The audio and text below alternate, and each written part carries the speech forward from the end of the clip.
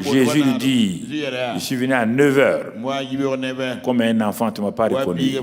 Je suis venu à 13 heures. Comme un vieillard, tu ne m'as pas reconnu. Je suis revenu encore comme une femme avec un enfant au dos. Tu ne m'as pas reconnu. Il dit, ah bon, c'était toi? Il dit, oui, tu ne m'as pas reconnu. Chrétien, Dieu vous a visité de plusieurs manières. Vos yeux ne se sont pas ouverts pour les reconnaître. En parlant des visitations là, quelques visitations qu'on peut voir. Anne, quand on parle de visitation, 1 Samuel 2, 21, 1 Samuel 2, 21, qu'est-ce que la parole de Dieu nous dit? 1 Samuel 2, 21, lorsque l'Éternel eut visité Anne, elle devint enceinte. Et elle enfanta 3 fils, etc. Dieu l'a visité d'abord avec Samuel, et Dieu l'a visité une deuxième fois, et maintenant elle a eu d'autres enfants. La visitation laisse toujours une bénédiction. Quand Dieu visite quelque part, il y a toujours une bénédiction. Ici, la bénédiction là, c'est la bénédiction de l'enfantement.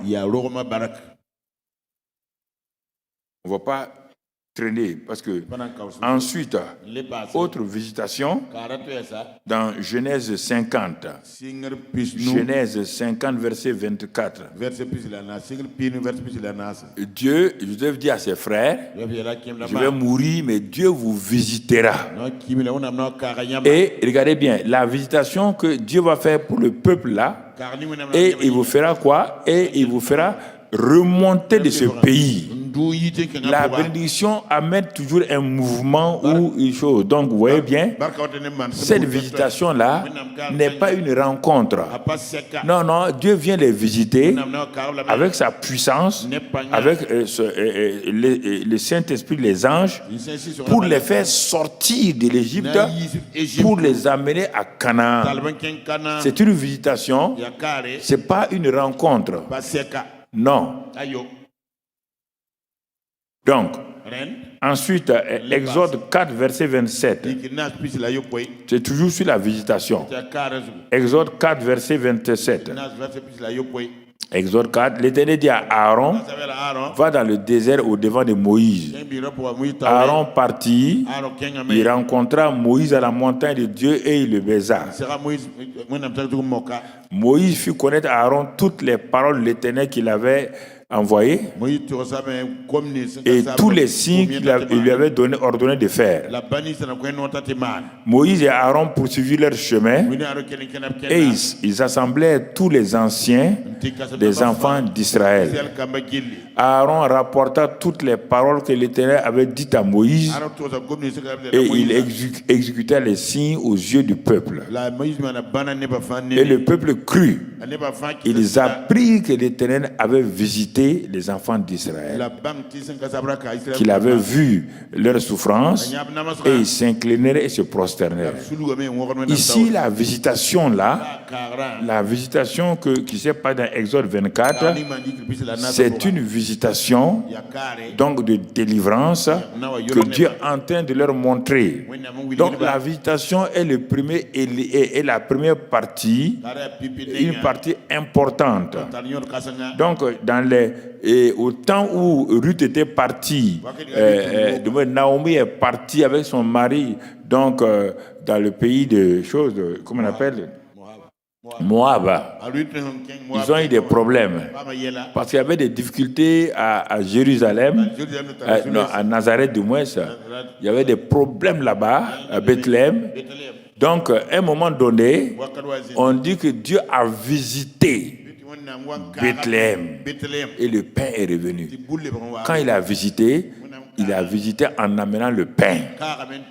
Alors, c'est en ce moment-là que dans Ruth 1, verset 6, Ruth 1, verset 6, que Naomi a dit, je vais retourner parce que j'ai appris que Dieu a visité mon peuple et il a apporté du pain. Chaque visitation il y a plusieurs aspects, plusieurs formes de bénédiction liées à la visitation divine. Il y a des guérisons, il y a des libérations, il y a des signes, il y a des miracles, il y a l'abondance, il y a la prospérité. Tout ça c'est lié parce que Dieu visite son peuple. Mais il ne parle pas en profondeur. Parce qu'il sait que tous les peuples ne vont pas accepter.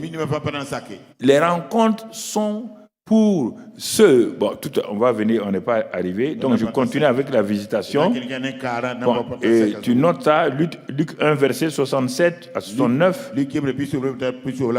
Et là encore, c'est Zacharie qui a rempli du Saint-Esprit, qui a appris que Dieu a visité son peuple et a donné un puissant sauveur. Voilà. Dieu a visité son peuple et a arraché son peuple en donnant un puissant sauveur. Luc 1, verset 78 et 79, on voit tout ça. Dans Luc 7, verset 11 à 17, on voit encore qu'il est dit que quand Dieu visite, il fait des signes, des prodiges et des miracles. Bon, il y a d'autres cas, les cas divers de la visitation divine. Le psaume 17, c'est pour te permettre d'aller étudier. Psaume 17, verset 3. Psaume 17, verset 3. Ensuite, psaume 65, verset 10. Maintenant, je m'arrête sur un verset spécial, Luc 19, verset 44. Tout le monde n'accepte pas la visitation de Dieu. Donc, Jésus est en train de pleurer sur Jérusalem. C'est terrible. Jésus s'arrête, il pleure sur Jérusalem. Et il commence à parler.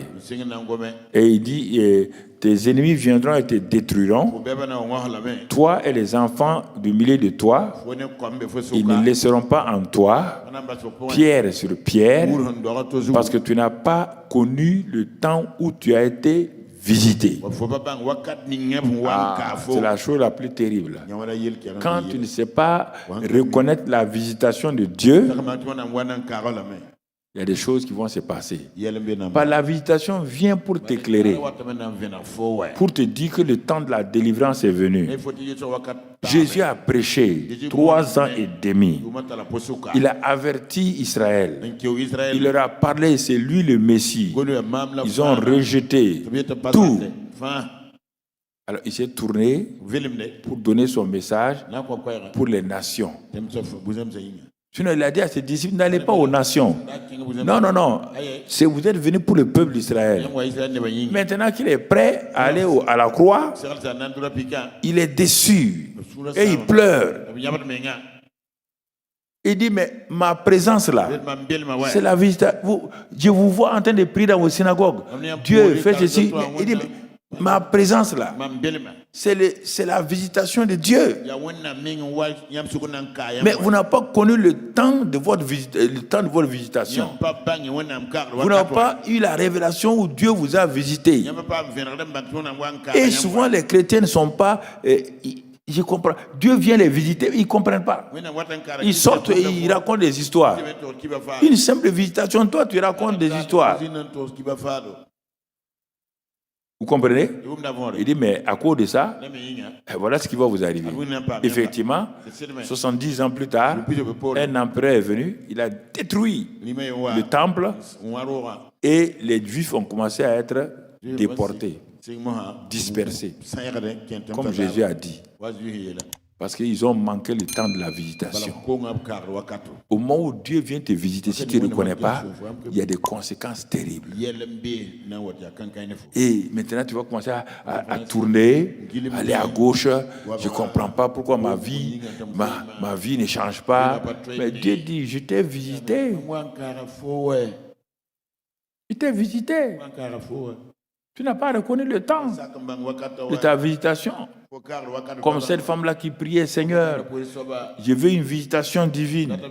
Je veux que tu me visites. Les gens disent que tu les visites, tu les bénis. Elle a prié comme cela. Donc, un jour, le téléphone a sonné chez elle. Je vous ai raconté ça plusieurs fois, mais j'aime le répéter. Le téléphone a sonné. Quand elle prend, elle dit, c'est qui? Le Seigneur dit, c'est moi, Jésus. Tu as prié. Tu as demandé que je te visite. Donc, demain à midi, à 14h, je venais te visiter. La femme a commencé à louer Dieu. Oh, alléluia. Dieu a dit, mais, écoutez, maintenant, mon frère, vers 8h, 9h, un enfant est venu. Il dit, enfant, il faut revenir vers 14h. Jésus va venir ici. On va manger. L'enfant est parti. Après, c'était un vieillard qui est venu. Après, c'est une femme avec un bébé au dos qui est venue. Donc, les heures passant comme cela. Elle leur disait, non, non, non, venez à telle heure. Venez à telle heure. Venez à telle heure. Maintenant, à 14h moins, le téléphone sonne encore. Elle prend. Jésus dit, c'est moi. Hé, Seigneur, je suis prête. J'ai tout préparé. Et je vais même avoir des invités et tout. Jésus lui dit, je suis venu à 9h. Comme un enfant, tu ne m'as pas reconnu. Je suis venu à 13h. Comme un vieillard, tu ne m'as pas reconnu. Je suis revenu encore. Comme une femme avec un enfant au dos. Tu ne m'as pas reconnu. Il dit, ah bon? C'était toi? Il dit, oui. Tu ne m'as pas reconnu. Chrétien, Dieu vous a visité de plusieurs manières. Vos yeux ne se sont pas ouverts pour les reconnaître. Je vous dis ça, et ça me fait mal. Je vois des pasteurs que Dieu a visités, mais ils ne comprennent pas. Il dit, mais je t'ai visité déjà 3 fois. Tu n'as pas reconnu. Je n'ai pas venu à 14h. Il t'a fait 3 visites. On te dit que les visitations divines, un ange peut être envoyé. C'est comme ça que Dieu fait. Il t'envoie un ange. Tu ne connais pas ça? Non, non, non. Mais l'ange là ne vient pas avec 2 ailes. Il vient toujours sous la forme d'un homme. Il y a des gens qui ont manqué ça. Seigneur, n'ont pas à manger, n'ont pas à boire. Non pas. Dieu envoie toujours ses anges pour pourvoir aux besoins de ses enfants. Beaucoup de gens n'attendent pas ça.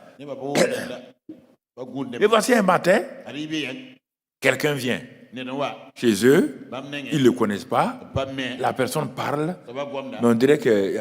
Bon, on comprend. Qu'est-ce que vous voulez, monsieur? Non, non. Et puis après, il dit, ah, bon. Bon, nous on est occupés, on fait ça là. Bon, si vous cherchez quelque chose, allez-y là-bas. Et quand ils s'en vont, il dit à la personne d'aller, la personne s'en va.